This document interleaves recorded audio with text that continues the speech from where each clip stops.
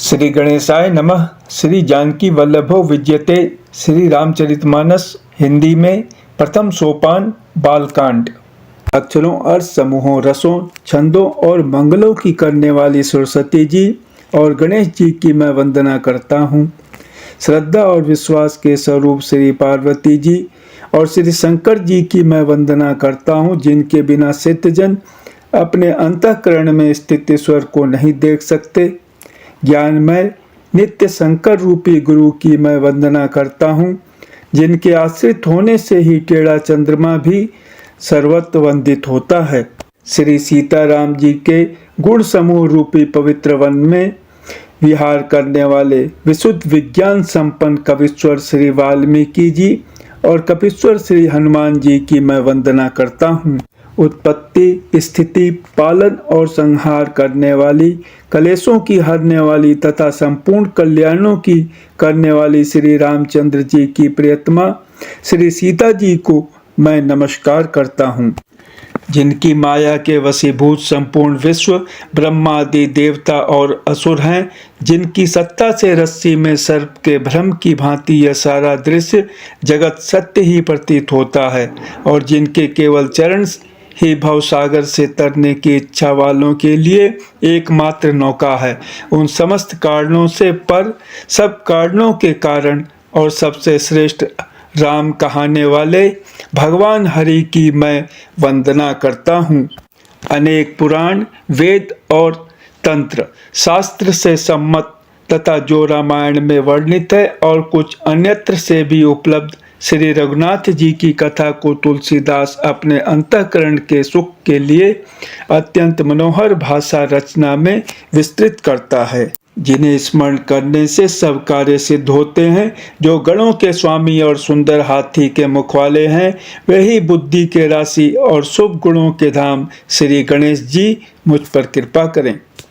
जिनकी कृपा से गूंगा बहुत सुंदर बोलने वाला हो जाता है और लंगड़ा लूला दुर्गम पहाड़ पर चढ़ जाता है, वे कलयुग के सब पापों को जला डालने वाले दयालु भगवान मुझ पर द्रवित हों, दया करें। जो नील कमल के समान श्याम वर्ण है, पूर्ण खिले हुए लाल कमल के समान जिनके नेत्र हैं और जो सदा क्षीर सागर पर शयन करते हैं, वे भगवान नारायण मेरे हृदय में निवास करें। जिनका कुंद के पुष्प और चंद्रमा के समान गौर शरीर है, जो पार्वती जी के प्रियतम और दया के धाम हैं और जिनका दीनों पर स्नेह है, वे कामदेव का मर्दन करने वाले शंकर जी मुझ पर कृपा करें। मैं उन गुरु महाराज के चरण कमल की वंदना करता हूँ, जो कृपा के समुद्र और नर रूप में श्री हरि ही हैं और जिनके वचन महामोह रूपी घने अंधकार के नाश करने के लिए सूर्ण किरणों के समूह हैं। मैं गुरु महाराज के चरण कमलों की रज की वंदना करता हूँ, जो सुरुचि, सुंदर स्वाद, सुगंध तथा अनुराग रूपी रस से पूर्ण है। वह अमर मूल संजीवनी जड़ी का सुंदर चूर्ण है, जो संपूर्ण भव रोगों के परिवार को नाश करने वाला है। वह रज सुकृति पुण्यवान पुरुष रूपी शिव जी के शरीर पर सुशोभित निर्मल विभूति है और सुंदर कल्याण और आनंद की जननी है। भक्त के मन रूपी सुंदर दर्पण के मैल को दूर करने वाली और तिलक करने से गुणों के समूह को वश में करने वाली है। श्री गुरु महाराज के चरण नखों की ज्योति मणियों के प्रकाश के समान है, जिसके स्मरण करते ही हृदय में दिव्य दृष्टि उत्पन्न हो जाती है। वह प्रकाश अज्ञान रूपी अंधकार का नाश करने वाला है। वह जिसके हृदय में आ जाता है, उसके बड़े भाग्य हैं। उसके हृदय में आते ही हृदय के निर्मल नेत्र खुल जाते हैं और संसार रूपी रात्रि के दोष दुख मिट जाते हैं एवं श्री रामचरित रूपी मणि और माणिक्य गुप्त और प्रकट जहाँ जो जिस खान में है, सब दिखाई पड़ने लगते हैं। जैसे सिद्धांजन को नेत्रों में लगाकर साधक सिद्ध और सुजान पर्वतों, वनों और पृथ्वी के अंदर कौतुक से ही बहुत सी खाने देखते हैं, श्री गुरु महाराज के चरणों की रज कोमल और सुंदर नयनामृत अंजन है, जो नेत्रों के दोषों का नाश करने वाला है। उस अंजन से विवेक रूपी नेत्रों को निर्मल करके मैं संसार रूपी बंधन से छुड़ाने वाले श्री रामचरित्र का वर्णन करता हूँ। पहले पृथ्वी के देवता ब्राह्मणों के चरणों की वंदना करता हूँ, जो अज्ञान से उत्पन्न सब संदेहों को हरने वाले हैं। फिर सब गुणों की खान संत समाज को प्रेम सहित सुंदर वाणी से प्रणाम करता हूँ। संतों का चरित्र कपास के चरित्र जीवन के समान शुभ है, जिसका फल नीरस, विशद और गुणमय होता है। कपास की डोडी नीरस होती है, संत चरित्र में भी विषयासक्ति नहीं है, इससे वह भी नीरस है। कपास उज्ज्वल होता है, संत का हृदय भी अज्ञान और पाप रूपी अंधकार से रहित होता है, इसलिए वह विशद है। और कपास में गुण तंतु होते हैं। इसी प्रकार संत का चरित्र भी सद्गुणों का भंडार होता है, इसलिए वह गुणमय है। जैसे कपास का धागा सुई के किए हुए छेद को अपना तन देकर ढक देता है, अथवा कपास जैसे लोढ़े जाने, काते जाने और बुने जाने का कष्ट सहकर भी वस्त्र के रूप में परिणित होकर दूसरों के गोपनीय स्थानों को ढकता है, उसी प्रकार संत स्वयं दुख सहकर दूसरों के छिद्रों दोषों को ढकता है, जिसके कारण उसने जगत में वंदनीय यश प्राप्त किया है। संतों का समाज आनंद और कल्याणमय है, जो जगत में चलता फिरता तीर्थराज प्रयाग है, जहाँ उस संत समाज रूपी प्रयागराज में राम भक्ति रूपी गंगा जी की धारा है और ब्रह्म विचार का प्रचार सरस्वती जी हैं। विधि और निषेध, यह करो और यह न करो रूपी कर्मों की कथा कलयुग के पापों को हरने वाली सूरतैना यमुना जी है, और भगवान विष्णु और शंकर जी की कथाएं त्रिवेणी रूप से सुशोभित हैं, जो सुनते ही सब आनंद और कल्याणों की देने वाली है। उस संत समाज रूपी प्रयाग में अपने धर्म में जो अटल विश्वास है वह अक्षय वट है, और शुभ कर्म ही उस तीर्थराज का समाज परिकर है।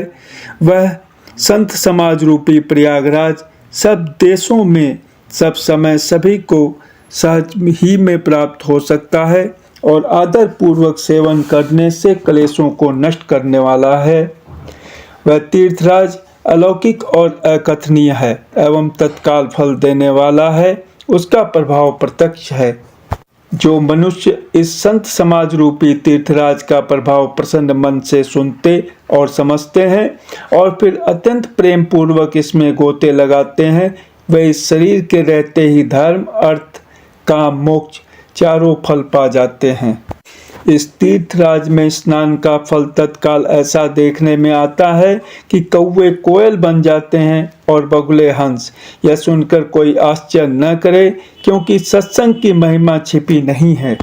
वाल्मीकि जी, नारद जी और अगस्त्य जी ने अपने अपने मुखों से अपनी होनी जीवन का वृत्तांत कही है। जल में रहने वाले, जमीन पर चलने वाले और आकाश में विचरने वाले नाना प्रकार के जड़ चेतन जितने जीव इस जगत में हैं, उनमें से जिसने जिस समय जहाँ कहीं भी जिस किसी यंत्र से बुद्धि, कीर्ति, सद्गति, विभूति, ऐश्वर्य और भलाई पाई है, सो सब सत्संग का ही प्रभाव समझना चाहिए।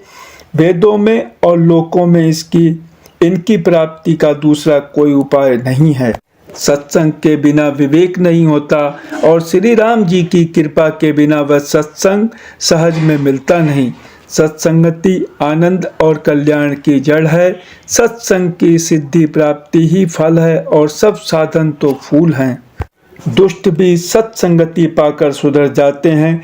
जैसे पारस के स्पर्श से लोहा सुहावना हो जाता है, सुंदर सोना बन जाता है, किंतु दैव योग से यदि कभी सज्जन कुसंगति में पड़ जाते हैं तो वे वहाँ भी सांप की मणि के समान अपने गुणों का ही अनुसरण करते हैं। अर्थात जिस प्रकार सांप का संसर्ग पाकर भी मणि उसके विष को ग्रहण नहीं करती तथा अपने सहज गुण प्रकाश को नहीं छोड़ती, उसी प्रकार साधु पुरुष दुष्टों के संग में रहकर भी दूसरों को प्रकाश ही देते हैं। दुष्टों का उन पर कोई प्रभाव नहीं पड़ता। ब्रह्मा, विष्णु, शिव, कवि और पंडितों की वाणी भी संत महिमा का वर्णन करने में सकुचाती है। वह मुझसे किस प्रकार नहीं कही जाती, जैसे साग तरकारी बेचने वाले से मणियों के गुण समूह नहीं कहे जा सकते। मैं संतों को प्रणाम करता हूँ, जिनके चित्त में समता है, जिनका न कोई मित्र है और न शत्रु। जैसे अंजलि में रखे हुए सुंदर फूल, जिस हाथ ने फूलों को तोड़ा और जिसने उनको रखा, उन दोनों ही हाथों को समान रूप से सुगंधित करते हैं, वैसे ही संत शत्रु और मित्र दोनों का ही समान रूप से कल्याण करते हैं। संत सरल हृदय और जगत के हितकारी होते हैं। उनके ऐसे स्वभाव और स्नेह को जानकर मैं विनय करता हूँ। मेरी इस बाल विनय को सुनकर कृपा करके श्री राम जी के चरणों में मुझे प्रीति दें। अब मैं सच्चे भाव से दुष्टों को प्रणाम करता हूँ, जो बिना ही प्रयोजन अपना हित करने वाले के भी प्रतिकूल आचरण करते हैं। दूसरों के हित की हानि ही जिनकी दृष्टि में लाभ है, जिनको दूसरों के उजड़ने में हर्ष और बचने में विषाद होता है, जो हरि और हर के यश रूपी पूर्णिमा के चंद्रमा के लिए राहु के समान है, अर्थात जहाँ कहीं भगवान विष्णु या शंकर के यश का वर्णन होता है, उसी में वे बाधा देते हैं और दूसरों की बुराई करने में सहस्त्रबाहु के समान वीर हैं, जो दूसरों के दोषों को हजार आंखों से देखते हैं और दूसरों के हित रूपी घी के लिए जिनका मन मक्खी के समान है, अर्थात जिस प्रकार मक्खी घी में गिरकर उसे खराब कर देती है और स्वयं भी मर जाती है, उसी प्रकार दुष्ट लोग दूसरों के बने बनाए काम को अपनी हानि करके भी बिगाड़ देते हैं। जो तेज दूसरों को जलाने वाले ताप में अग्नि और क्रोध में यमराज के समान है, पाप और अवगुण रूपी धन में कुबेर के समान धनी है, जिनकी बढ़ती सभी के हित का नाश करने के लिए केतु पुच्छल तारे के समान है और जिनके कुंभकर्ण की तरह सोते रहने में ही भलाई है। जैसे ओले खेती का नाश करके आप भी गल जाते हैं, वैसे ही वे दूसरों का काम बिगाड़ने के लिए अपना शरीर तक छोड़ देते हैं। मैं दुष्टों को हजार मुख वाले शेष जी के समान समझकर प्रणाम करता हूँ, जो पराये दोषों का हजार मुखों से बड़े रोष के साथ वर्णन करते हैं। पुनः उनको राजा पृथु, जिन्होंने भगवान का यश सुनने के लिए 10,000 कान मांगे थे, के समान जानकर प्रणाम करता हूँ, जो 10,000 कानों से दूसरों के पापों को सुनते हैं, फिर इंद्र के समान मानकर उनकी विनय करता हूँ, जिनको सुरा मदिरा नीकी और हितकारी मालूम देती है। इंद्र के लिए भी सुरानिक अर्थात देवताओं की सेना हितकारी है, जिनको कठोर वचन रूपी वज्र सदा प्यारा लगता है, जो हजारों आंखों से दूसरों के दोषों को देखते हैं। दुष्टों की यह रीति है कि वे उदासीन शत्रु अथवा मित्र किसी का भी हित सुनकर जलते हैं, या जानकर दोनों हाथ जोड़कर यह जन प्रेम पूर्वक उनसे विनय करता है। मैंने अपनी ओर से विनती की है, परंतु वे अपनी ओर से कभी नहीं चूकेंगे। कौवों को बड़े प्रेम से पालिए, परंतु वे क्या कभी मांस के त्यागी हो सकते हैं। अब मैं संत और असंत दोनों के चरणों की वंदना करता हूँ। दोनों ही दुख देने वाले हैं, परंतु उनमें कुछ अंतर कहा गया है।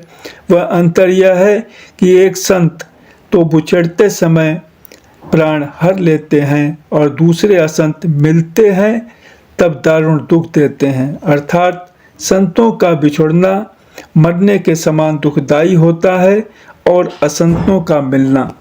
दोनों संत और असंत जगत में एक साथ पैदा होते हैं, पर एक साथ पैदा होने वाले कमल और जोंक की तरह उनके गुण अलग अलग होते हैं। कमल दर्शन और स्पर्श से सुख देता है, किंतु जोंक शरीर का स्पर्श पाते ही रक्त चूसने लगती है। साधु अमृत के समान मृत्यु रूपी संसार से उबारने वाला और असाधु मदिरा के समान मोह प्रमाद और जड़ता उत्पन्न करने वाला है। दोनों को उत्पन्न करने वाला जगत रूपी अगाध समुद्र एक ही है। शास्त्रों में समुद्र मंथन से ही अमृत और मदिरा दोनों की उत्पत्ति बताई गई है।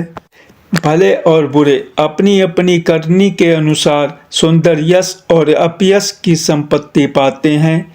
अमृत चंद्रमा, गंगा जी और साधु एवं विष अग्नि कलयुग के पापों की नदी अर्थात कर्मनाशा और हिंसा करने वाला व्याध इनके गुण अवगुण सब कोई जानते हैं, किंतु जिसे जो भाता है उसे वही अच्छा लगता है। भला भलाई ही ग्रहण करता है और नीच नीचता को ही ग्रहण किए रहता है। अमृत की सराहना अमर करने में होती है और विष की मारने में। दुष्टों के पापों और अवगुणों की और साधुओं के गुणों की कथाएं दोनों ही अपार और अथाह समुद्र हैं। इसी से कुछ गुण और दोषों का वर्णन किया गया है, क्योंकि बिना पहचाने उनका ग्रहण या त्याग नहीं हो सकता। भले बुरे सभी ब्रह्मा के पैदा किए हुए हैं, पर गुण और दोषों को विचार कर वेदों ने उनको अलग अलग कर दिया है। वेद, इतिहास और पुराण कहते हैं कि ब्रह्मा की यह सृष्टि गुण अवगुणों से सनी हुई है। दुख सुख, पाप पुण्य, दिन रात, साधु असाधु, सुजाति कुजाति, दानव देवता, ऊंच नीच, अमृत विष, सुजीवन सुंदर जीवन, मृत्यु, माया ब्रह्म, जीव ईश्वर, संपत्ति दरिद्रता, रंक राजा, काशी मगध, गंगा कर्मनाशा, मारवाड़ मालवा, ब्राह्मण कसाई, स्वर्ग नरक, अनुराग वैराग्य, ये सभी पदार्थ ब्रह्मा की सृष्टि में हैं। वेद शास्त्रों ने उनके गुण दोषों का विभाग कर दिया है। विधाता ने इस जड़ चेतन विश्व को गुण दोषमय रचा है, किंतु संत रूपी हंस दोष रूपी जल को छोड़कर गुण रूपी दूध को ही ग्रहण करते हैं। विधाता जब इस प्रकार का हंस का सा विवेक देते हैं, तब दोषों को छोड़कर मन गुणों से अनुरुक्त होता है।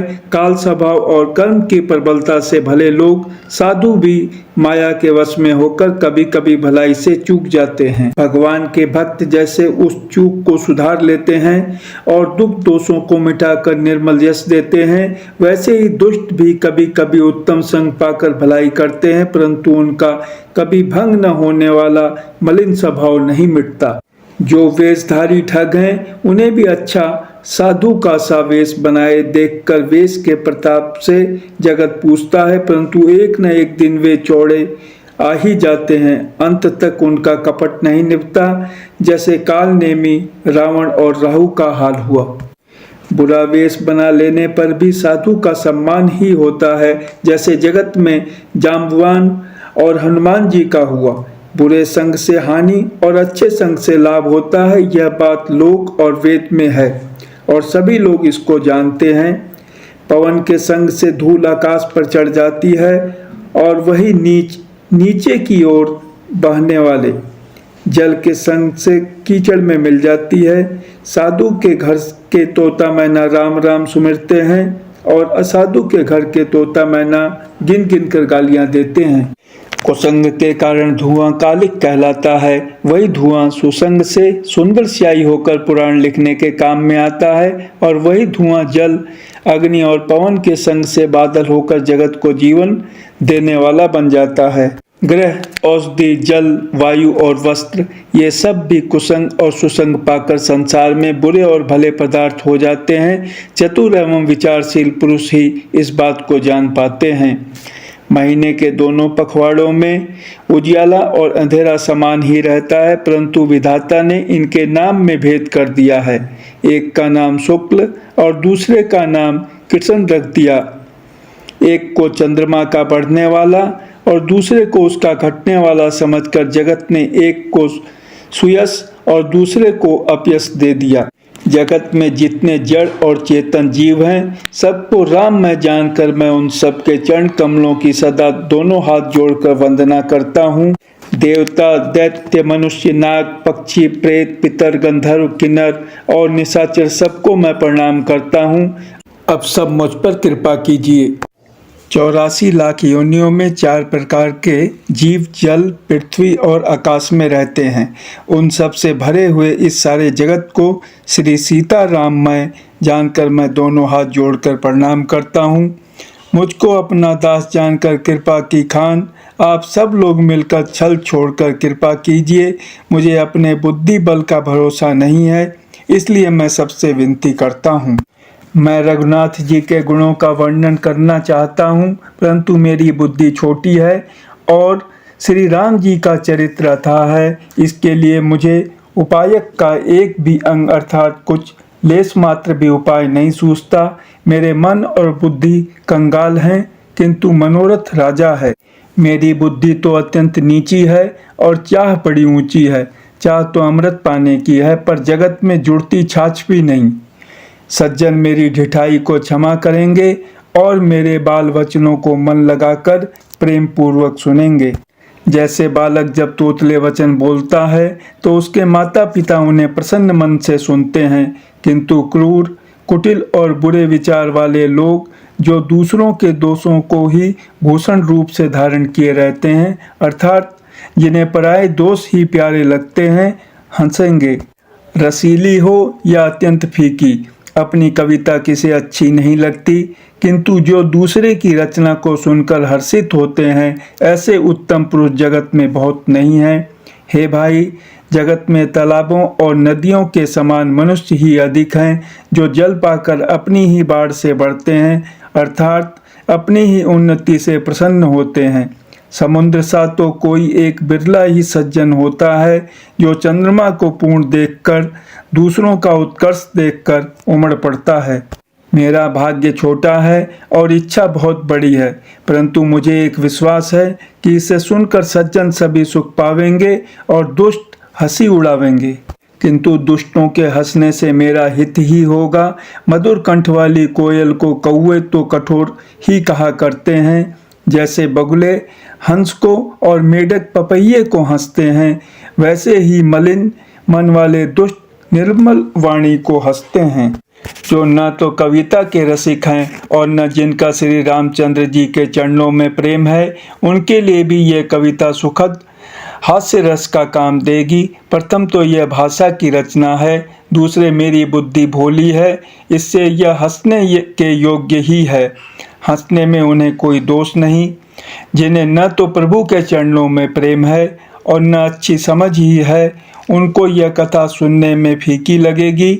जिनकी श्री हरि भगवान विष्णु और श्री हर भगवान शिव के चरणों में प्रीति है और जिनकी बुद्धि कुतर्क करने वाली नहीं है, जो श्री हरि हर में भेद की या ऊंच नीच की कल्पना नहीं करते, उन्हें श्री रघुनाथ जी की यह कथा मीठी लगेगी।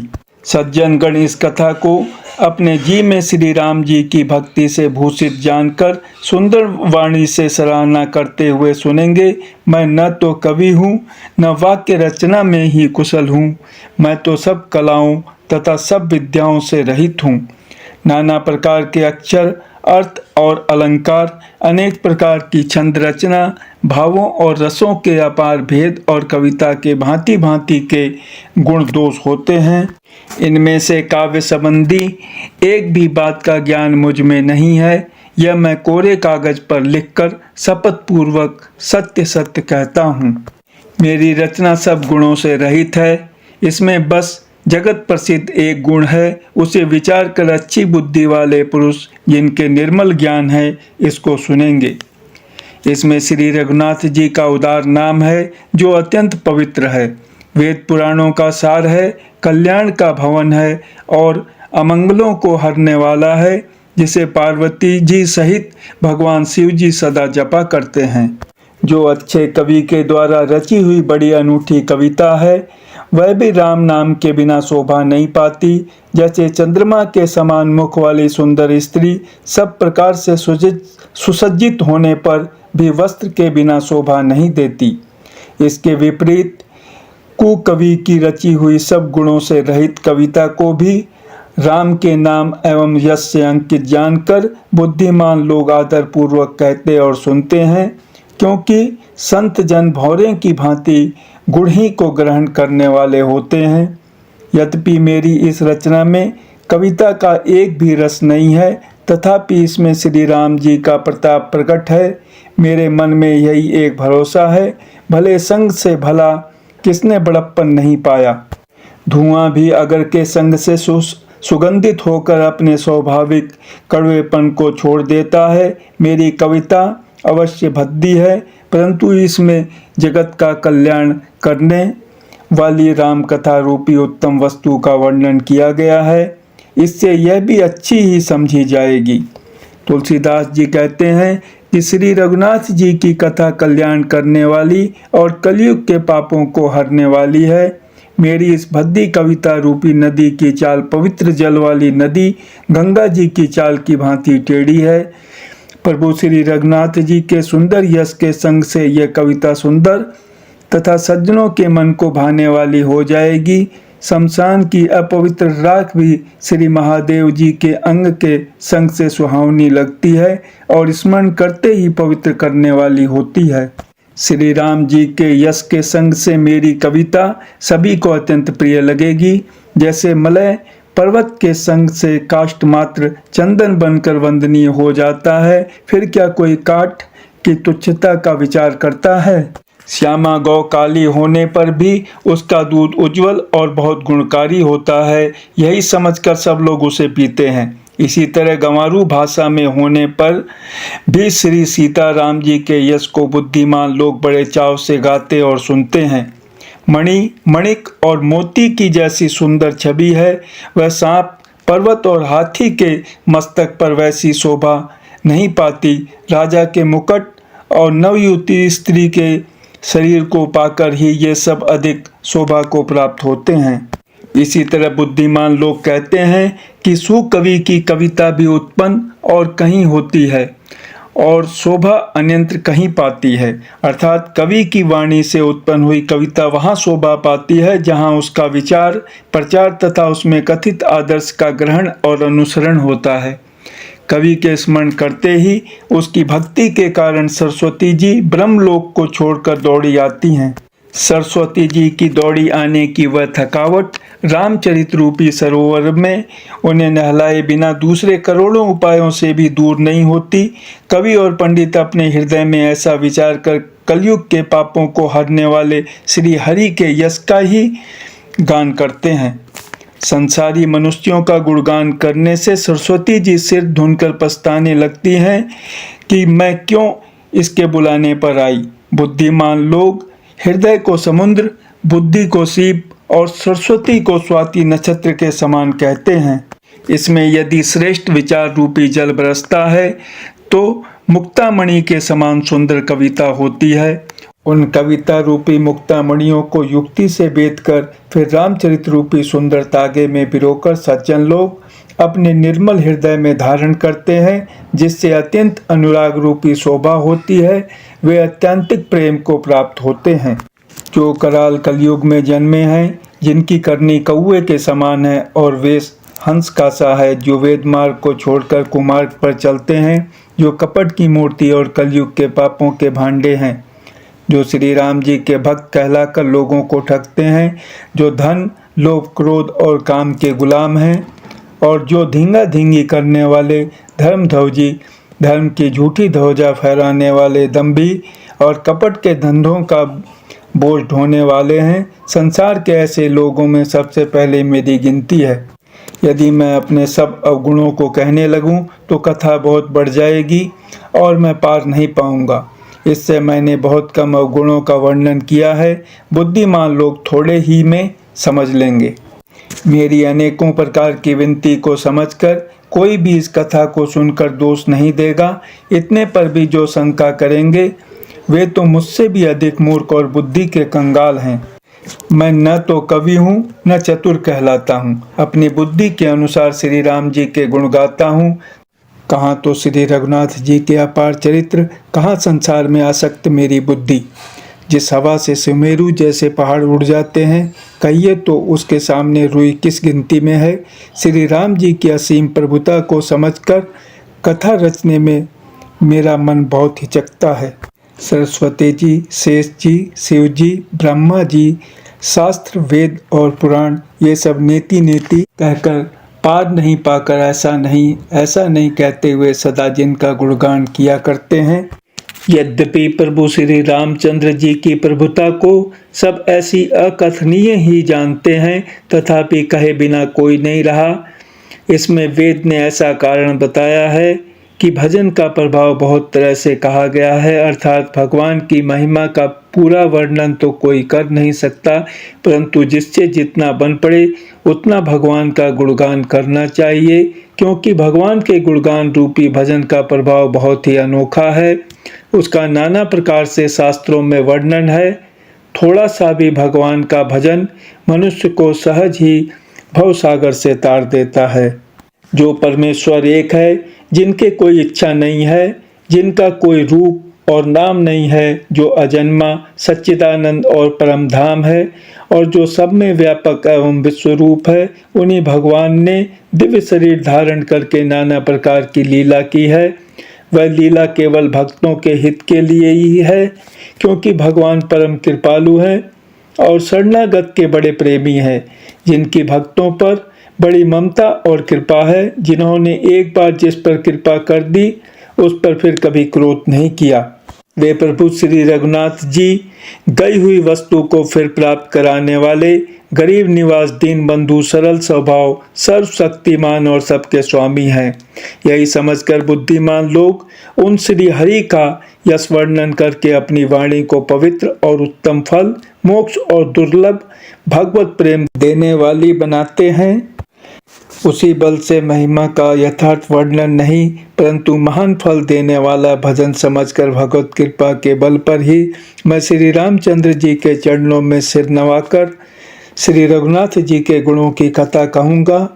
इसी विचार से वाल्मीकि, व्यास आदि मुनियों ने पहले हरि की कीर्ति गाई है।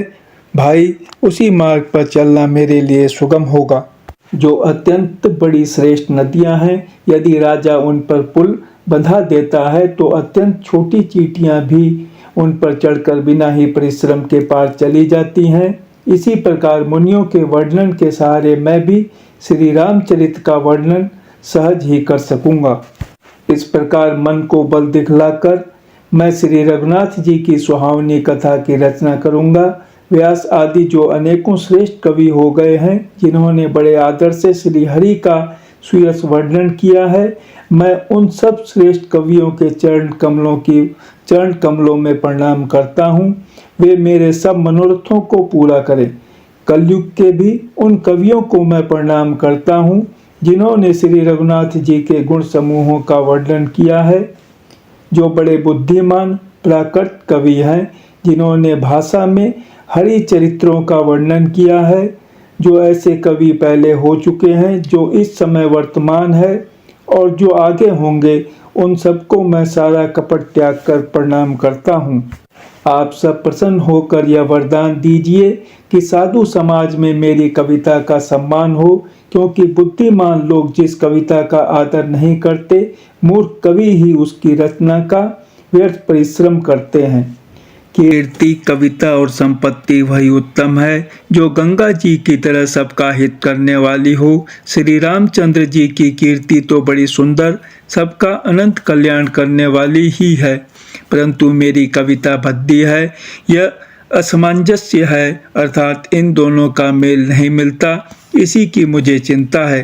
परंतु हे कवियों, आपकी कृपा से यह बात भी मेरे लिए सुलभ हो सकती है। रेशम की सिलाई टाट पर भी सुहावनी लगती है।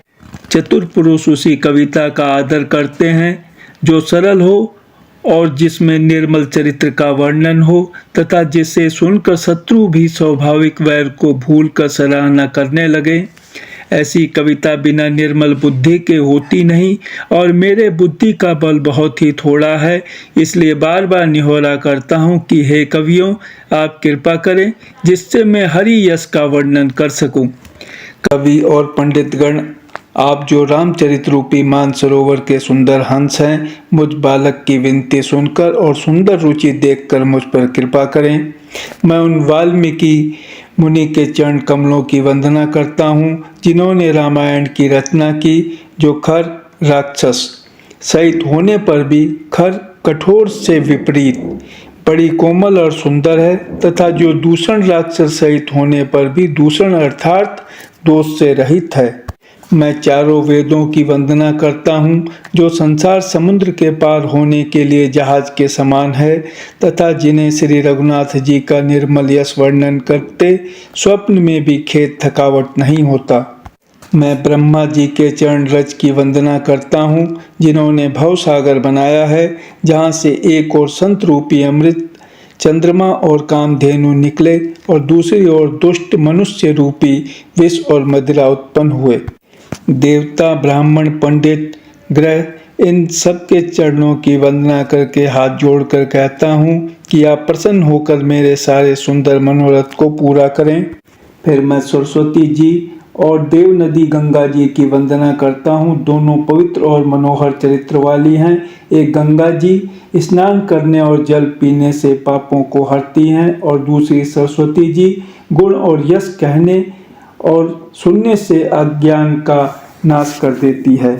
श्री महेश और पार्वती को मैं प्रणाम करता हूँ, जो मेरे गुरु और माता पिता हैं, जो दीन बंधु और नित्य दान करने वाले हैं, जो सीतापति श्री रामचंद्र जी के सेवक, स्वामी और सखा हैं तथा मुझ तुलसीदास का सब प्रकार से कपट रहित सच्चा हित करने वाले हैं, जिन शिव पार्वती ने कलयुग को देखकर जगत के हित के लिए साबर मंत्र समूह की रचना की, जिन मंत्रों के अक्षर बेमेल हैं, जिनका न कोई ठीक अर्थ होता है और न जप ही होता है, तथापि श्री शिव जी के प्रताप से जिनका प्रभाव प्रत्यक्ष है, वे उमापति शिव जी मुझ पर प्रसन्न होकर श्री राम जी की इस कथा को आनंद और मंगल की मूल उत्पन्न करने वाली बनाएंगे।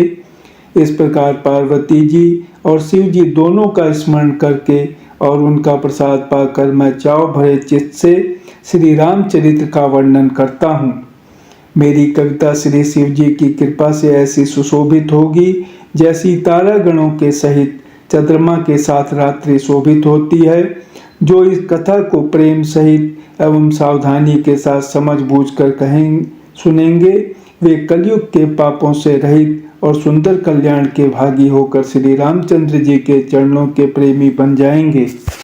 यदि मुझ पर श्री शिव जी और पार्वती जी की स्वप्न में भी सचमुच प्रसन्नता हो, तो मैंने इस भाषा कविता का जो प्रभाव कहा है वह सब सच हो।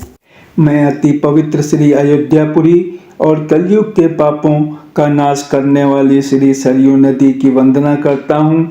फिर अवधपुरी के उन नर नारियों को प्रणाम करता हूँ जिन पर प्रभु श्री रामचंद्र जी की ममता थोड़ी नहीं है अर्थात बहुत है।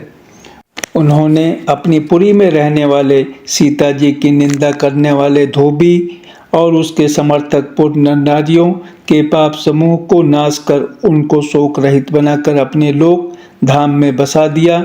मैं कौशल्या रूपी पूर्व दिशा की वंदना करता हूँ, जिसकी कीर्ति समस्त संसार में फैल रही है।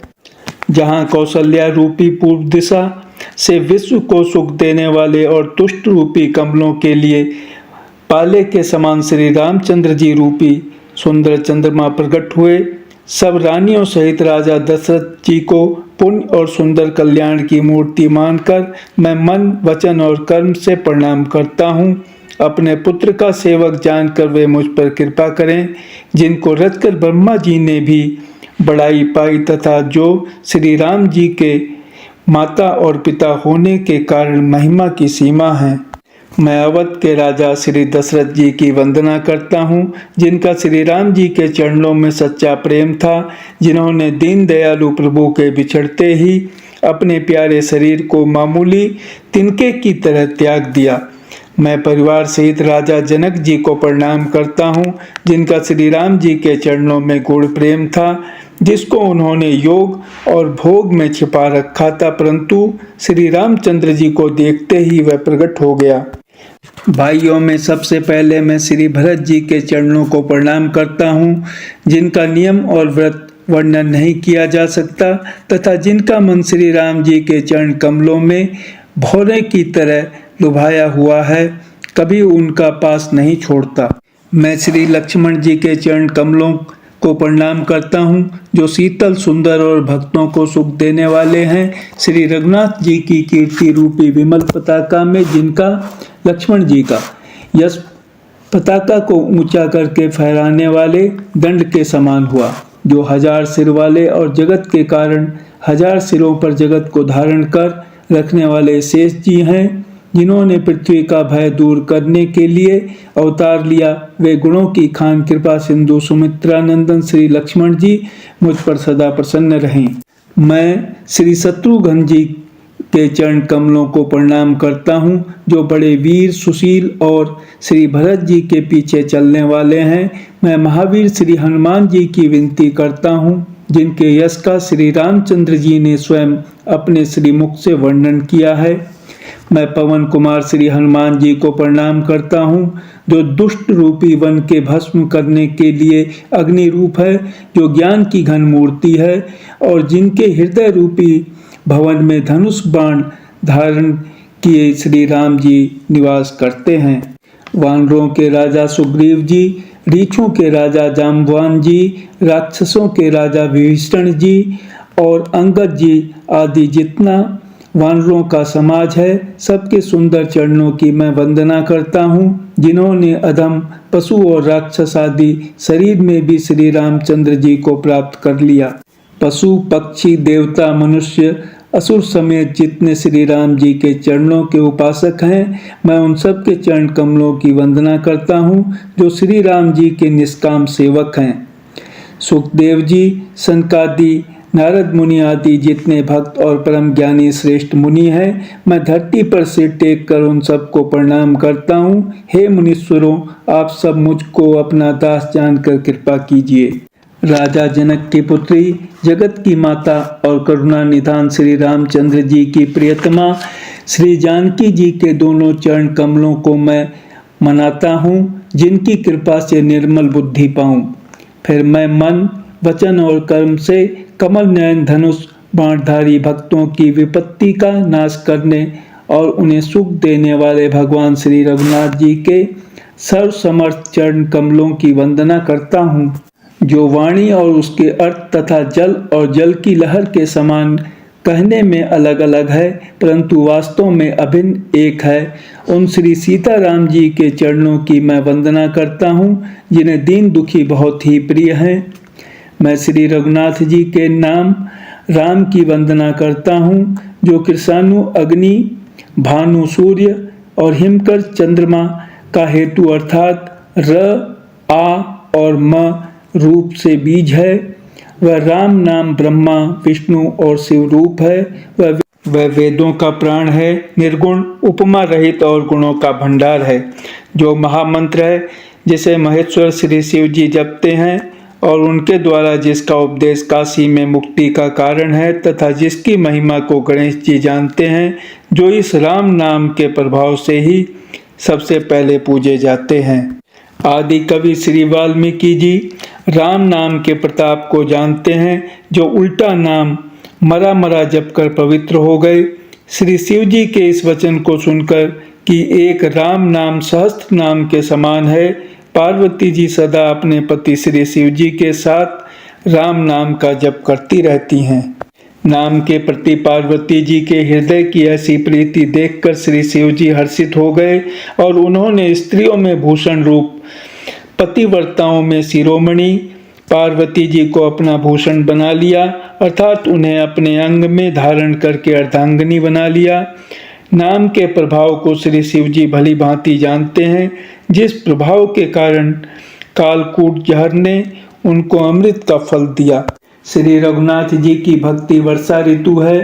तुलसीदास जी कहते हैं कि उत्तम सेवक गण धान है और राम नाम के दो सुंदर अक्षर सावन भादो के महीने हैं। दोनों अक्षर मधुर और मनोहर हैं, जो वर्णमाला रूपी शरीर के नेत्र हैं, भक्तों के जीवन हैं तथा स्मरण करने में सबके लिए सुलभ और सुख देने वाले हैं, और जो इस लोक में लाभ और परलोक में निर्वाह करते हैं, अर्थात भगवान के दिव्य धाम में दिव्य देह से सदा भगवत सेवा में नियुक्त रखते हैं। ये कहने, सुनने और स्मरण करने में बहुत ही अच्छे, सुंदर और मधुर हैं।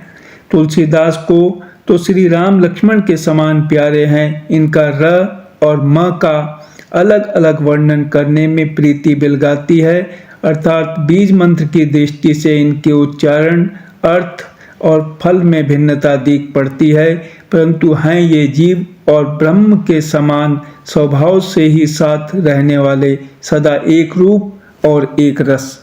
ये दोनों अक्षर नर नारायण के समान सुंदर भाई हैं। ये जगत का पालन और विशेष रूप से भक्तों की रक्षा करने वाले हैं।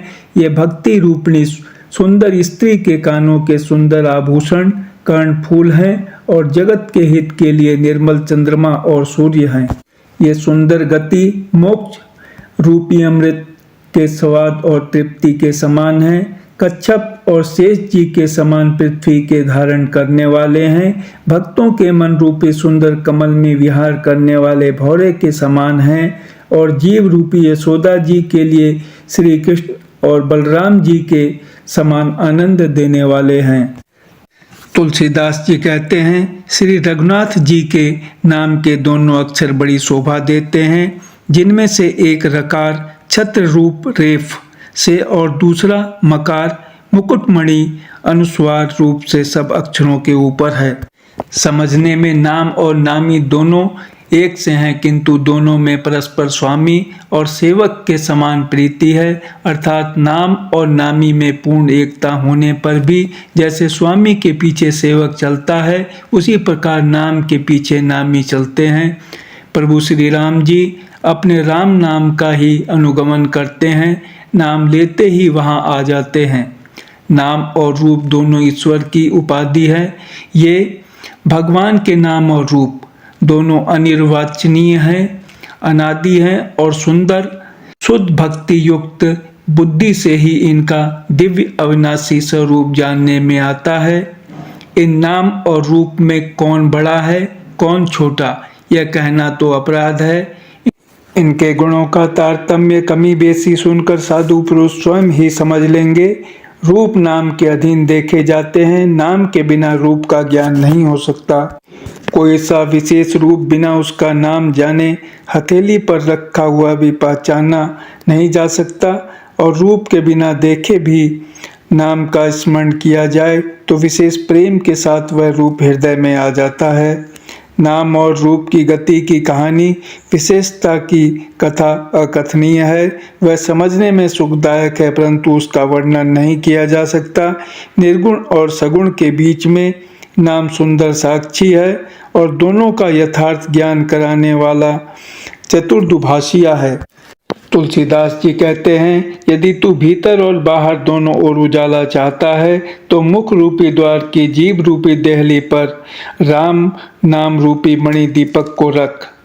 ब्रह्मा के बनाए हुए इस प्रपंच दृश्य जगत से भली भांति छूटे हुए वैराग्यवान मुक्त योगी पुरुष इस नाम को ही जीभ से जपते हुए तत्व ज्ञान रूपी दिन में जागते हैं और नाम तथा रूप से रहित अनुपम अनिर्वचनीय अनामय ब्रह्म सुख का अनुभव करते हैं।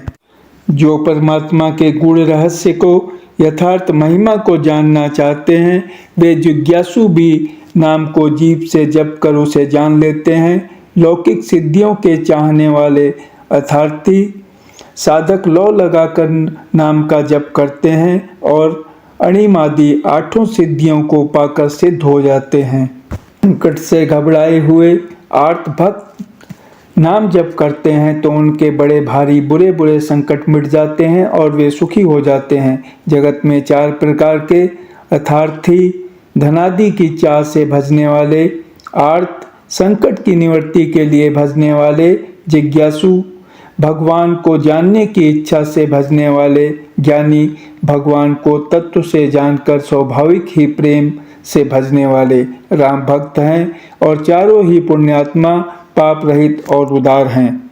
चारों ही चतुर भक्तों को नाम का ही आधार है। इनमें ज्ञानी भक्त प्रभु को विशेष रूप से प्रिय हैं। यूँ तो चारों युगों में और चारों ही वेदों में नाम का प्रभाव है, परंतु कलयुग में विशेष रूप से है। इसमें तो नाम को छोड़कर दूसरा कोई उपाय ही नहीं है। जो सब प्रकार की भोग और मोक्ष की भी कामनाओं से रहित और श्री राम भक्ति के रस में लीन है, उन्होंने भी नाम के सुंदर प्रेम रूपी अमृत के सरोवर में अपने मन को मछली बना रखा है। अर्थात वे नाम रूपी सुधा का निरंतर आस्वादन करते रहते हैं, क्षण भर भी उससे अलग होना नहीं चाहते। निर्गुण और सगुण ब्रह्म के 2 स्वरूप हैं। ये दोनों ही अकथनीय, अथाह, अनादि और अनुपम है।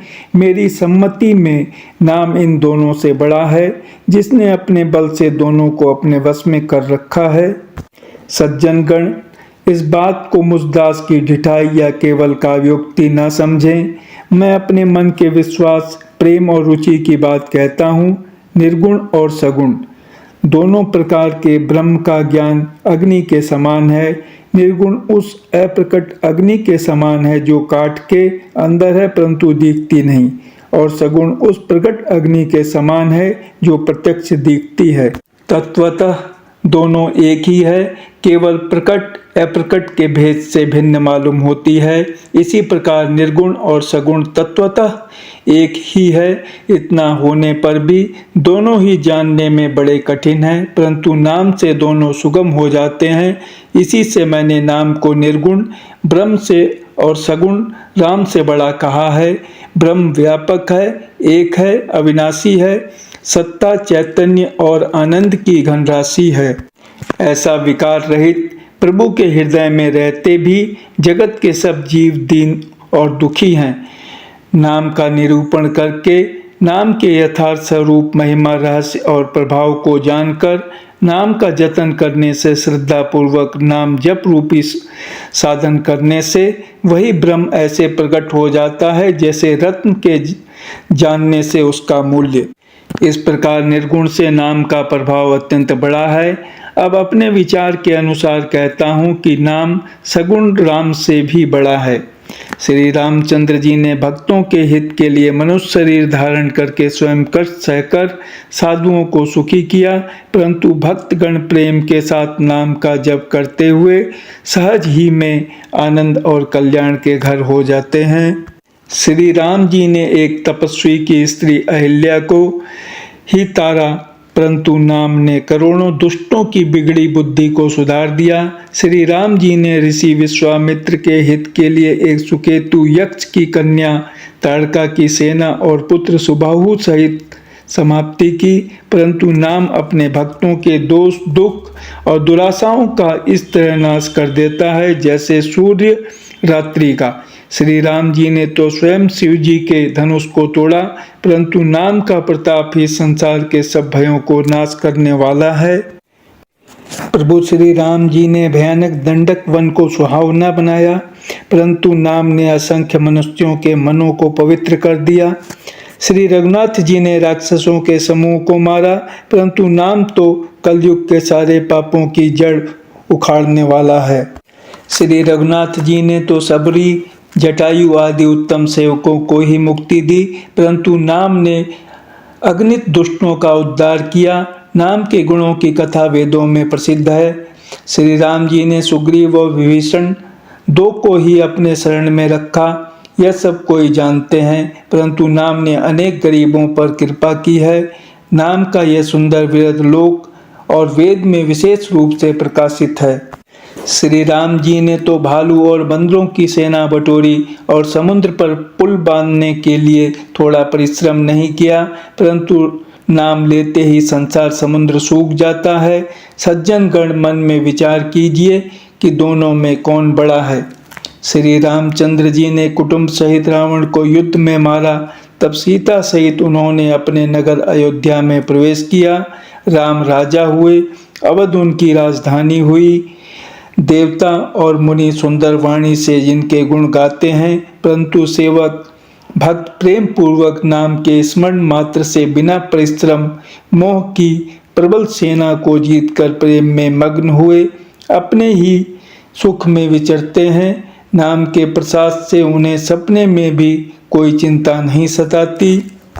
इस प्रकार नाम निर्गुण ब्रह्म और सगुण राम दोनों से बड़ा है। यह वरदान देने वालों को भी वर देने वाला है। श्री शिव जी ने अपने हृदय में यह जानकर ही 100 करोड़ रामचरित में से इस राम नाम को सार रूप से चुनकर ग्रहण किया है। मास पारायण पहला विश्राम, प्रथम सोपान बालकांड, दोहा संख्या 25 के आगे। नाम ही के प्रसाद से शिव जी अविनाशी हैं और अमंगल वेश वाले होने पर भी मंगल की राशि हैं। सुखदेव जी और सनकादि सिद्ध मुनि योगी गण नाम के ही प्रसाद से ब्रह्मानंद को भोगते हैं। नारद जी ने नाम के प्रताप को जाना है। हरि सारे संसार को प्यारे हैं। हरि को हर प्यारे हैं और आप श्री नारद जी हरि और हर दोनों को प्रिय हैं। नाम के जपने से प्रभु ने कृपा की, जिससे प्रहलाद भक्त शिरोमणि हो गए। ध्रुव जी ने ग्लानि से विमाता के वचनों से दुखी होकर सकाम भाव से हरि नाम को जपा और उसके प्रताप से अचल अनुपम स्थान ध्रुव लोक प्राप्त किया।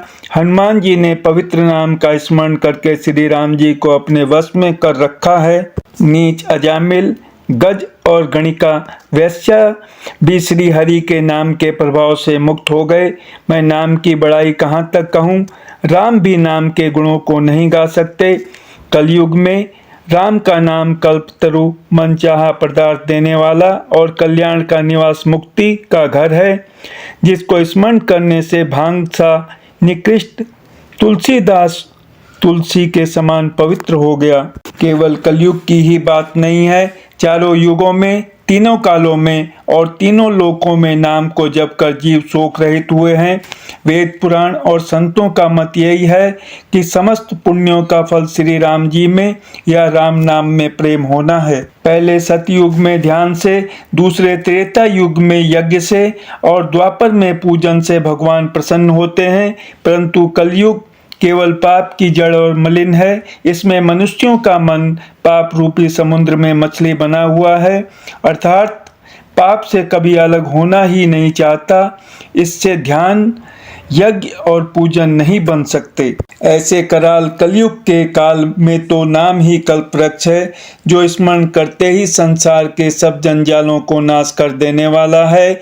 कलयुग में यह राम नाम मनोवांछित फल देने वाला है, परलोक का परम हितैषी और इस लोक का माता पिता है, अर्थात परलोक में भगवान का परम धाम देता है और इस लोक में माता पिता के समान सब प्रकार से पालन और रक्षण करता है। कलयुग में न कर्म है, न भक्ति है और न ज्ञान ही है। राम नाम ही एक आधार है। कपट की खान कलयुग रूपी कालनेमी के मारने के लिए राम नाम ही बुद्धिमान और समर्थ श्री हनुमान जी हैं। राम नाम श्री नरसिंह भगवान है।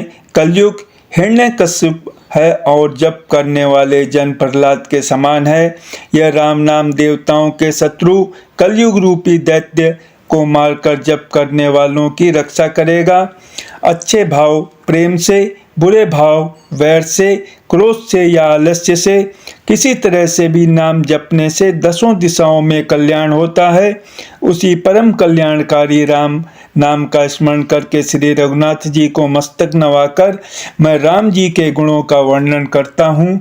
वे श्री राम जी मेरी बिगड़ी सब तरह से सुधार लेंगे, जिनकी कृपा करने से नहीं अघाती। राम से उत्तम स्वामी और मुझ सरीखा बुरा सेवक, इतने पर भी उन दयानिधि ने अपनी ओर देखकर मेरा पालन किया है। लोक और वेदों में भी अच्छे स्वामी की यही रीति प्रसिद्ध है कि वह विनय सुनते ही प्रेम को पहचान लेता है। अमीर गरीब, गंवार नगर निवासी, पंडित मूर्ख, बदनाम यशस्वी, सुकवि कुकवि, सभी नर नारी अपनी अपनी बुद्धि के अनुसार राजा की सराहना करते हैं और साधु, बुद्धिमान, सुशील, ईश्वर के अंश से उत्पन्न कृपालु राजा सबकी सुनकर और उनकी वाणी, भक्ति, विनय और चाल को पहचान कर सुंदर मीठी वाणी से सबका यथा योग्य सम्मान करते हैं। यह स्वभाव तो संसारी राजाओं का है। कौशलनाथ श्री रामचंद्र जी तो चतुर शिरोमणि हैं। श्री राम जी तो विशुद्ध प्रेम से ही रीझते हैं, पर जगत में मुझसे बढ़कर मूर्ख और मलिन बुद्धि और कौन होगा।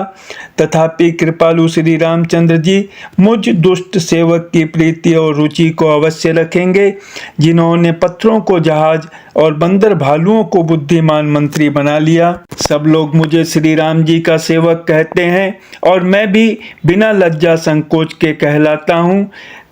कहने वालों का विरोध नहीं करता। कृपालु श्री राम जी इस निंदा को सहते हैं कि श्री सीतानाथ जी जैसे स्वामी का तुलसीदास सा सेवक है। यह मेरी बहुत बड़ी ढिठाई और दोष है।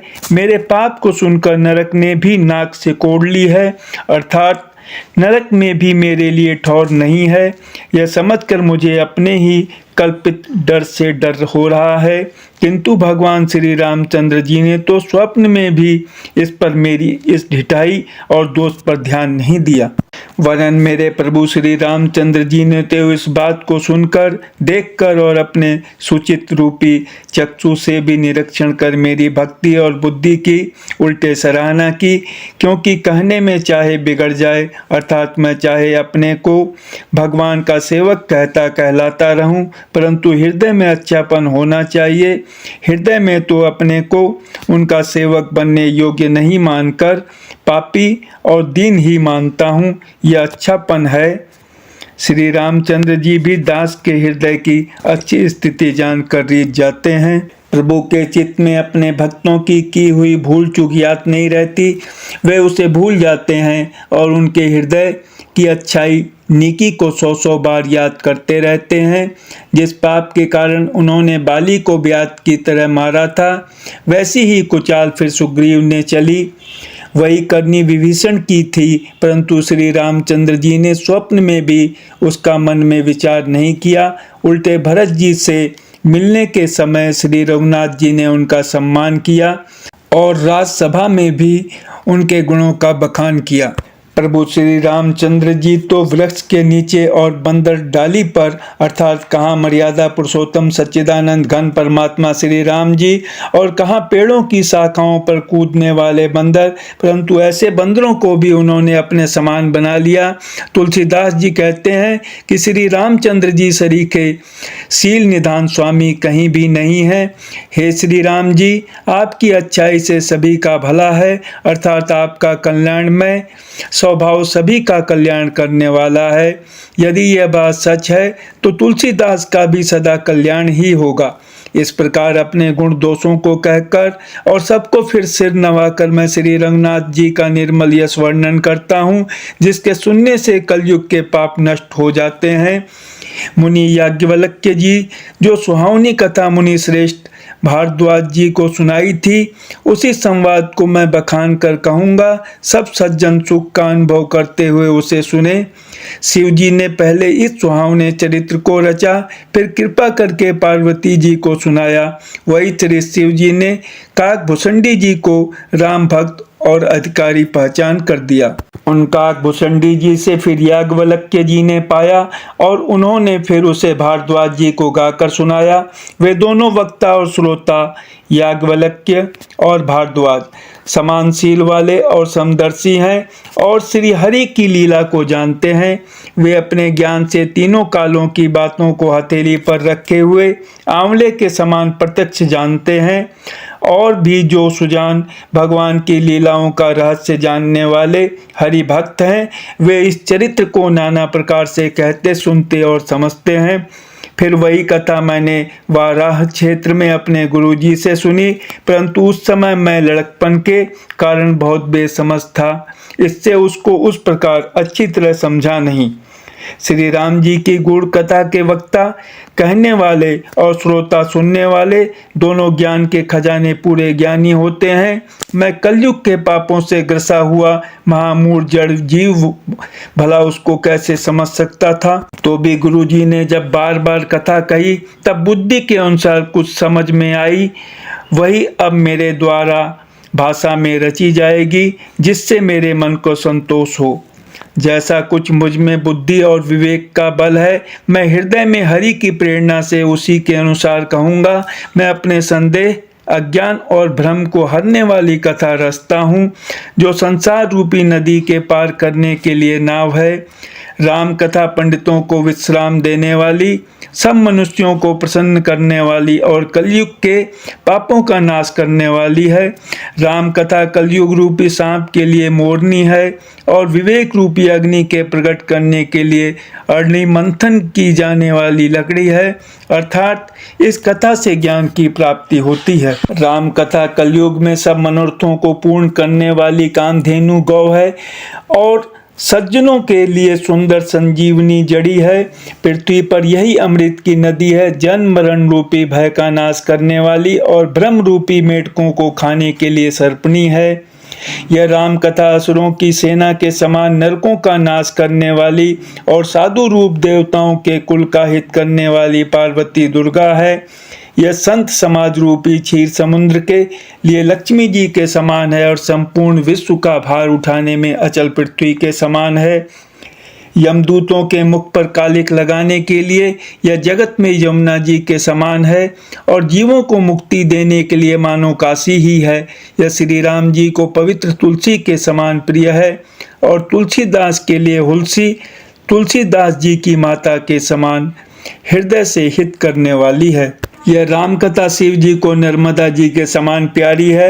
यह सब सिद्धियों की तथा सुख संपत्ति की राशि है। सद्गुण रूपी देवताओं के उत्पन्न और पालन पोषण करने के लिए माता आदित्य के समान है। श्री रघुनाथ जी की भक्ति और प्रेम की परम सीमा सी है। तुलसीदास जी कहते हैं कि राम कथा मंदाकिनी नदी है, सुंदर निर्मल चित्रकूट है और सुंदर स्नेह ही वन है जिसमें श्री सीताराम जी विहार करते हैं।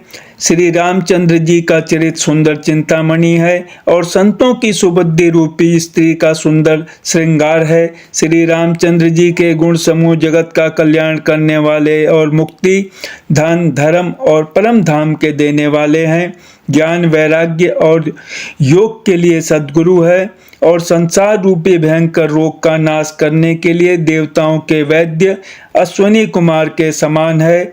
ये श्री सीताराम जी के प्रेम के उत्पन्न करने के लिए माता पिता है और संपूर्ण व्रत, धर्म और नियमों के बीज हैं। पाप, संताप और शोक का नाश करने वाले तथा इस लोक और परलोक के प्रिय पालन करने वाले हैं। विचार ज्ञान रूपी राजा के सूरवीर मंत्री और लोभ रूपी अपार समुद्र के सोखने के लिए अगस्त्य मुनि है।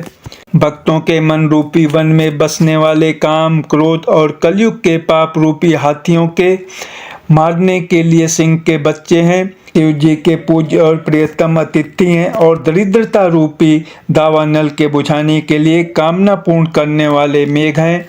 विश्व रूपी सांप का जहर उतारने के लिए मंत्र और महामणि हैं। ये ललाट पर लिखे हुए कठिनता से मिटने वाले बुरे लेखों, मंद प्रारब्ध को मिटा देने वाले हैं। अज्ञान रूपी अंधकार के हरण करने के लिए सूर्य किरणों के समान और सेवक रूपी धान के पालन करने में मेघ के समान है। मनोवांछित वस्तु देने में श्रेष्ठ कल्प वृक्ष के समान है और सेवा करने में हरिहर के समान सुलभ और सुख देने वाले हैं। सुकवि रूपी शरद ऋतु के मन रूपी आकाश को सुशोभित करने के लिए तारागण के समान और श्री राम जी के भक्तों के तो जीवन धन ही हैं। संपूर्ण पुण्यों के फल महान भोगों के समान है। जगत का छल रहित यथार्थ हित करने में साधु संतों के समान है। सेवकों के मन रूपी मानसरोवर के लिए हंस के समान और पवित्र करने में गंगा जी की तरंग मालाओं के समान है। श्री राम जी के गुणों के समूह कुमार, कुतर्क, कुचाल और कलयुग के कपट, दंभ और पाखंड के जलाने के लिए वैसे ही है जैसे ईंधन के लिए प्रचंड अग्नि। रामचरित्र पूर्णिमा के चंद्रमा की किरणों के समान सभी को सुख देने वाले हैं, परंतु सज्जन रूपी कुमुदनी और चकोर के चित्त के लिए तो विशेष हितकारी और महान लाभदायक है। जिस प्रकार श्री पार्वती जी ने श्री शिव जी से प्रसन्न किया और जिस प्रकार से श्री शिव जी ने विस्तार से उसका उत्तर कहा, वह सब कारण मैं विचित्र कथा की रचना करके गाकर कहूँगा। जिसने यह कथा पहले न सुनी हो वह इसे सुनकर आश्चर्य न करे। जो ज्ञानी इस विचित्र कथा को सुनते हैं वह यह जानकर आश्चर्य नहीं करते कि संसार में राम कथा की कोई सीमा नहीं है। राम कथा अनंत है। उनके मन में ऐसा विश्वास रहता है। नाना प्रकार से श्री रामचंद्र जी के अवतार हुए हैं और 100 करोड़ तथा अपार रामायण है। कल्प भेद के अनुसार श्री हरि के सुंदर चरित्रों को मुनीश्वरों ने अनेकों प्रकार से गाया है। हृदय में ऐसा विचार कर संदेह न कीजिए और आदर सहित प्रेम से इस कथा को सुनिए। श्री रामचंद्र जी अनंत हैं, उनके गुण भी अनंत हैं और उनकी कथाओं का विस्तार भी असीम है। अतएव जिनके विचार निर्मल हैं वे इस कथा को सुनकर आश्चर्य नहीं मानेंगे। इस प्रकार सब संदेहों को दूर करके और श्री गुरु जी के चरण कमलों की रज को सिर पर धारण करके मैं पुनः हाथ जोड़कर सबकी विनती करता हूँ, जिससे कथा की रचना में कोई दोष स्पर्श न करने आवे। अब मैं आदर पूर्वक श्री शिव जी को सिर नवाकर श्री रामचंद्र जी के गुणों की निर्मल कथा कहता हूँ। श्री हरि के चरणों पर सिर रखकर संवत 1631 में इस कथा का आरंभ करता हूँ। चैत्र मास की 9वीं तिथि मंगलवार को श्री अयोध्या जी में यह चरित्र प्रकाशित हुआ, जिस दिन श्री राम जी का जन्म होता है। वेद कहते हैं कि उस दिन सारे तीर्थ वहाँ श्री अयोध्या जी में चले आते हैं। असुर, नाग, पक्षी, मनुष्य, मुनि और देवता सब अयोध्या जी में आकर श्री रघुनाथ जी की सेवा करते हैं। बुद्धिमान लोग जन्म का महोत्सव मनाते हैं और श्री राम जी की सुंदर कीर्ति का गान करते हैं। सज्जनों के बहुत से समूह उस दिन श्री सरयू जी के पवित्र जल में स्नान करते हैं और हृदय में सुंदर श्याम शरीर श्री रघुनाथ जी का ध्यान करके उनके नाम का जप करते हैं। वेद पुराण कहते हैं कि श्री सरयू जी का दर्शन, स्पर्श, स्नान और जलपान पापों को हरता है। यह नदी बड़ी ही पवित्र है, इसकी महिमा अनंत है, जिसे विमल बुद्धि वाली सरस्वती जी भी नहीं कह सकती।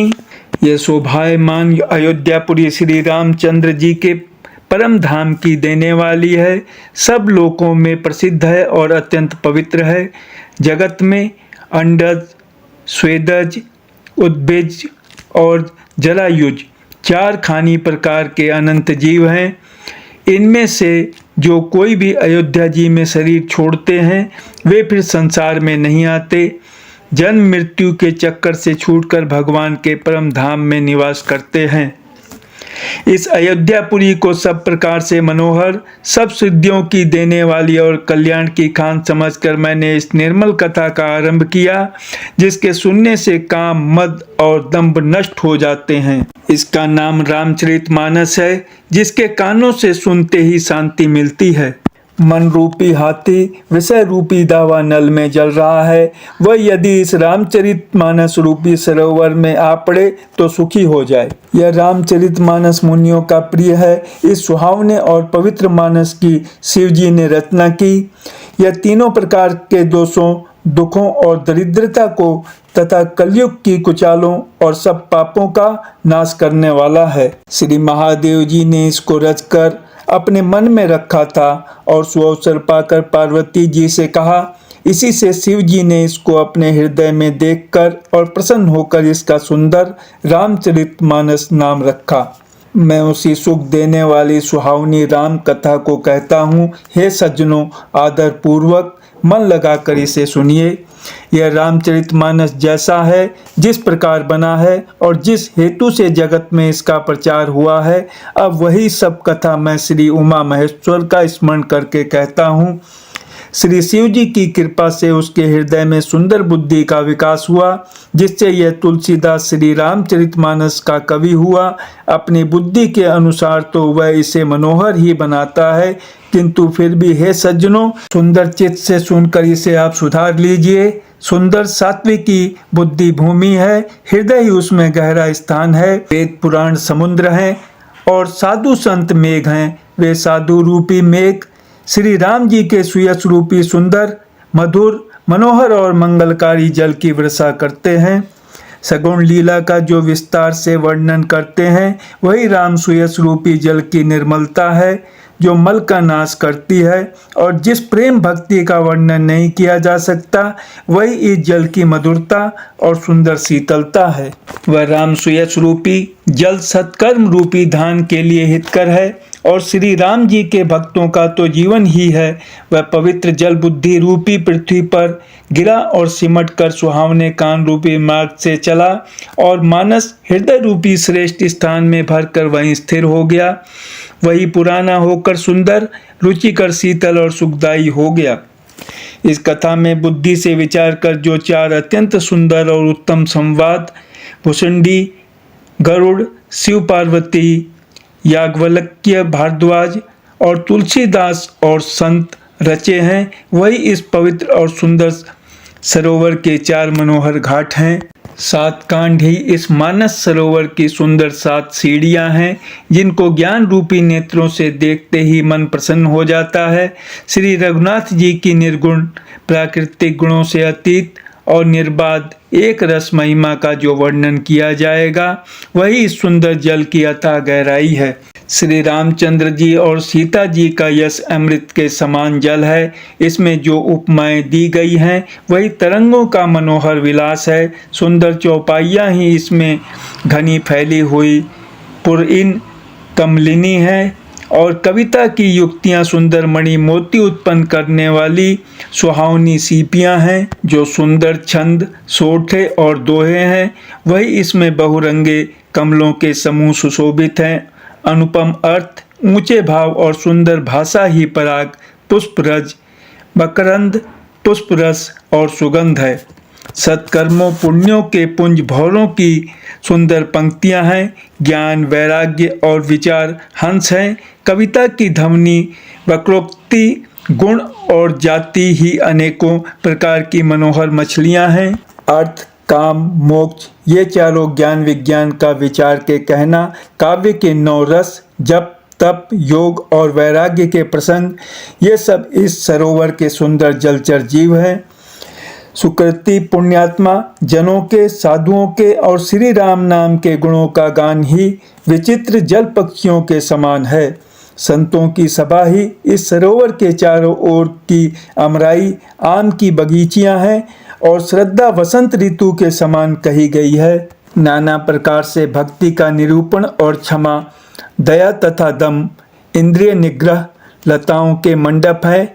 मन का निग्रह, यम, अहिंसा, सत्य, असत्य, ब्रह्मचर्य और अपरिग्रह नियम, शौच, संतोष, तप, स्वाध्याय और ईश्वर प्रणिधान ही उनके फूल हैं। ज्ञान फल है और श्री हरि के चरणों में प्रेम ही इस ज्ञान रूपी फल का रस है, ऐसा वेदों ने कहा है।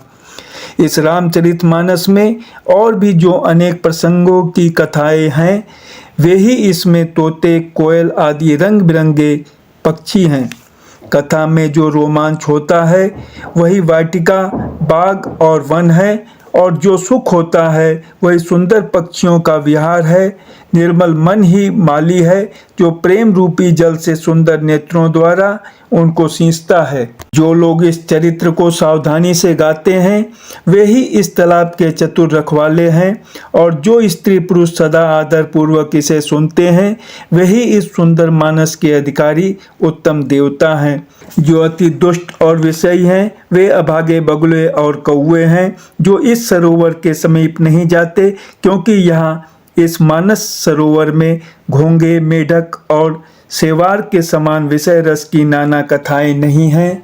इसी कारण बेचारे कौवे और बगुले रूपी विषयी लोग यहाँ आते हुए हृदय में हार मान जाते हैं, क्योंकि इस सरोवर तक आने में कठिनाइयाँ बहुत हैं। श्री राम जी की कृपा बिना यहाँ नहीं आया जाता। घोर कुसंग ही भयानक बुरा रास्ता है। उन कुसंगियों के वचन ही बाघ, सिंह और सांप हैं। घर के कामकाज और गृहस्थी के भांति भांति के जंजाल ही अत्यंत दुर्गम बड़े बड़े पहाड़ हैं। मोह, मद और मान ही बहुत से बीहड़ वन हैं, और नाना प्रकार के कुतर्क ही भयानक नदियां हैं। जिनके पास श्रद्धा रूपी राह खर्च नहीं है और संतों का साथ नहीं है, और जिनको श्री रघुनाथ जी प्रिय नहीं है, उनके लिए यह मानस अत्यंत ही अगम है। अर्थात श्रद्धा, सत्संग और भगवत प्रेम के बिना कोई इसको नहीं पा सकता। यदि कोई मनुष्य कष्ट उठाकर वहां तक पहुंच भी जाए, तो वहां जाते ही उसे नींद रूपी जूड़ी आ जाती है।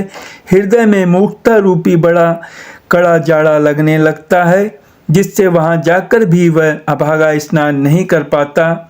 उससे उस सरोवर में स्नान और उसका जलपान तो किया नहीं जाता, वह अभिमान सहित लौट आता है। फिर यदि कोई उससे वहां का हाल पूछने आता है, तो वह अपने अभाग्य की बात न कहकर सरोवर की निंदा करके उसे समझाता है। ये सारे विघ्न उसको नहीं व्यापते, बाधा नहीं देते। जिसे श्री रामचंद्र जी सुंदर कृपा की दृष्टि से देखते हैं, वही आदर पूर्वक इस सरोवर में स्नान करता है और महान भयानक त्रिताप से, आध्यात्मिक, आधिदैविक, आधि भौतिक तापों से नहीं जलता। इनके मन में श्री रामचंद्र जी के चरणों में सुंदर प्रेम है, वे इस सरोवर को कभी नहीं छोड़ते। हे भाई, जो इस सरोवर में स्नान करना चाहें वह मन लगाकर सत्संग करें। ऐसे मानस सरोवर को हृदय के नेत्रों से देखकर और उसमें गोता लगाकर कवि की बुद्धि निर्मल हो गई, हृदय में आनंद और उत्साह भर गया और प्रेम तथा आनंद का प्रवाह उमड़ आया।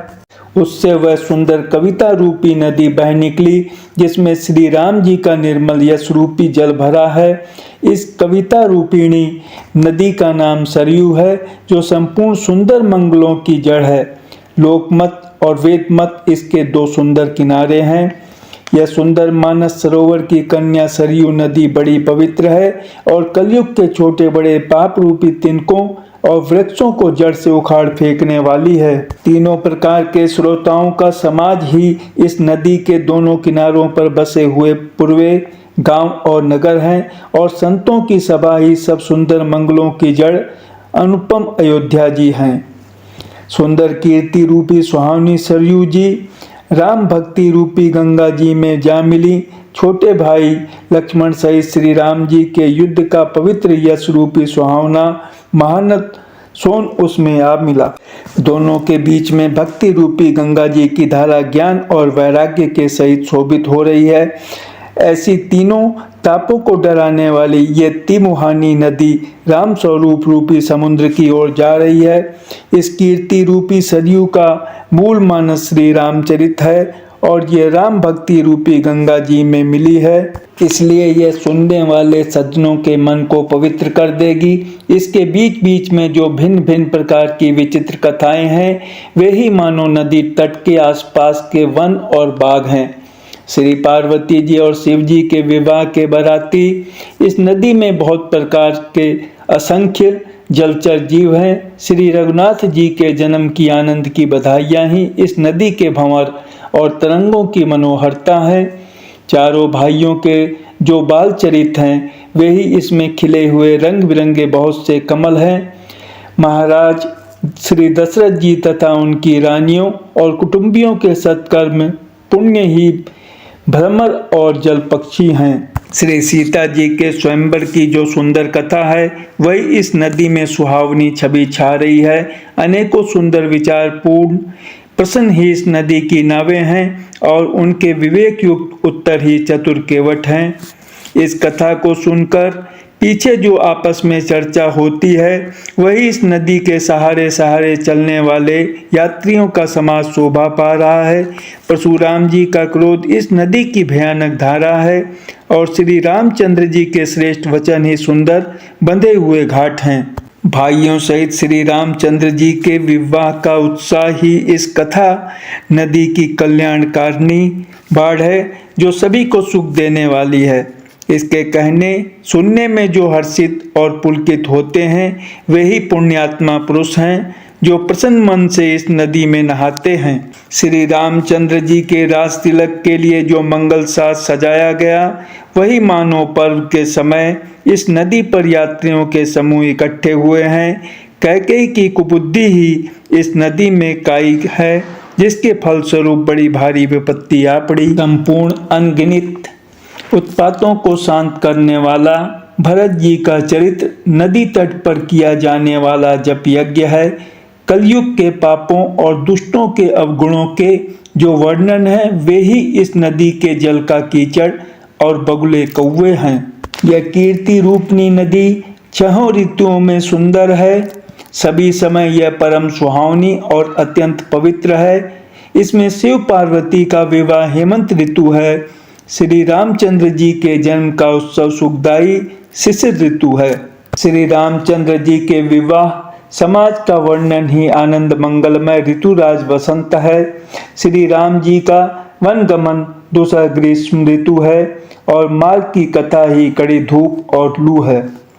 राक्षसों के साथ घोर युद्ध ही वर्षा ऋतु है, जो देव कुल रूपी धान के लिए सुंदर कल्याण करने वाली है।